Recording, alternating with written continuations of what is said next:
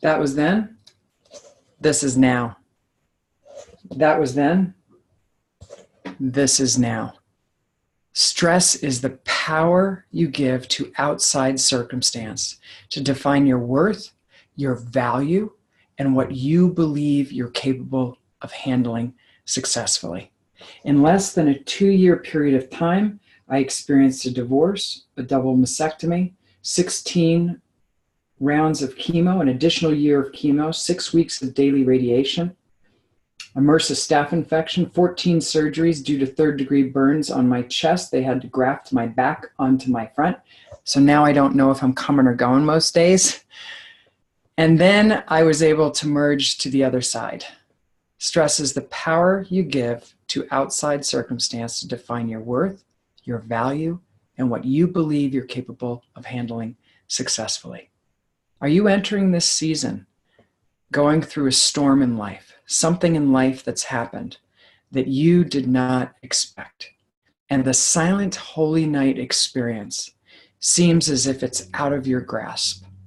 I want to invite you into a practice this season to make more space for that silent holy night experience, no matter what you're facing in life. Remember that the circumstance that you're going through, whatever your circumstance is, does not have the power to define what you believe you're capable of handling successfully unless you give it to it.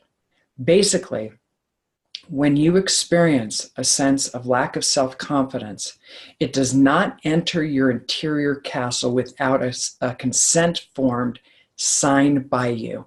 This is the case for feeling less than feelings, feeling inferior, feeling as if the exterior circumstance is greater than the power and the strength of God within you.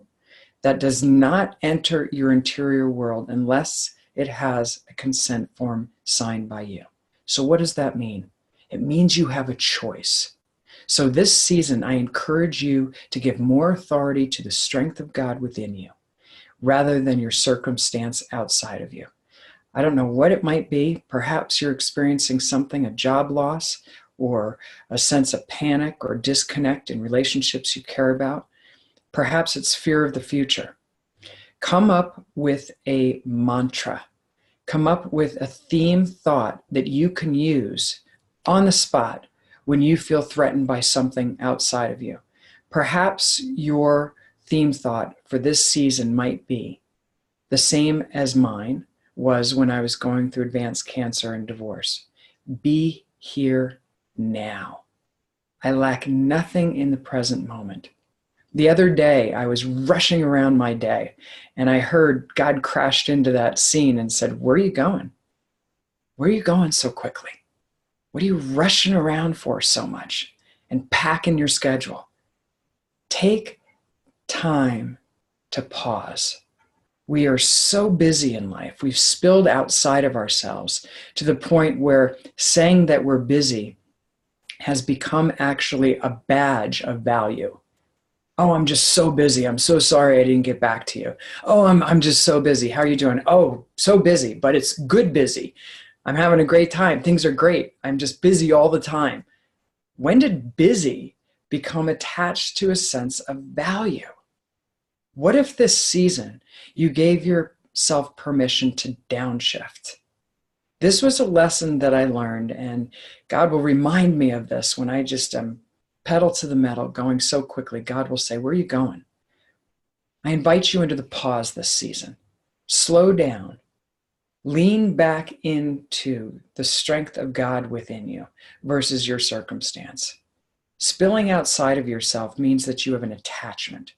An attachment is an emotional state of clinging, like Gollum in the cave to his precious. An emotional state of clinging due to the belief that without your precious, your shiny object, your need to be right, liked, understood, or perhaps it's one of the 4 P's, power, possessions, popularity, or position, that's keeping you in the cave, just gripping onto something. An attachment is an emotional state of clinging due to the belief that without that thing, you cannot be happy. So I invite you this season to practice the pause, to take a deep breath and release the non-essentials and shiny objects. What is your ring? What is holding you in the cave that you're gripping a hold of? Perhaps it's the struggle. Perhaps you're giving your identity to the struggle. I invite you to take it back, to practice the pause, to give you the strength to lean into the strength of God within you, to grasp that experience of the silent, holy night that helps your mind remember what your soul always knows. God is with you. You lack nothing in the present moment. I remember when I was going through all of the treatments and the emotional pain and the loss of my hair, my breasts, my eyebrows, my eyelashes. I remember whenever I was in two questions, I would lose that sense of peace. Whenever I worried about how things were going to turn out or why things happened as they did, it catapulted me out of the present moment. And I was in fear, doubt, worry, sleepless nights. Perhaps you relate to that. What's causing you to worry about those two questions? Wondering about how things are going to turn out, or worrying and ruminating about why things happen as they do? I encourage you to shake off the non-essentials.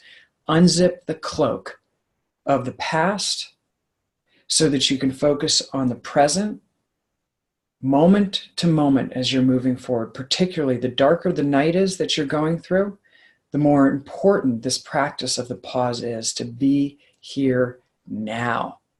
Perhaps you're not going through that much of a difficult time. Perhaps you're going through a season of abundance right now. And you're caught up in, oh, I'm so sorry I couldn't call you back. I'm just so busy. But it's good busy. So I encourage you to really reflect on, what does good busy mean? And what are the ramifications of good busy?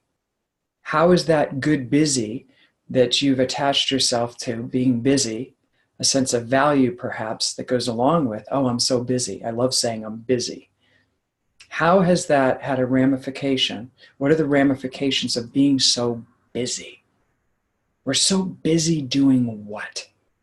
I'm reminded of one of my favorite parables in the Bible between Martha and Mary. And Mary is sitting at the feet of Jesus.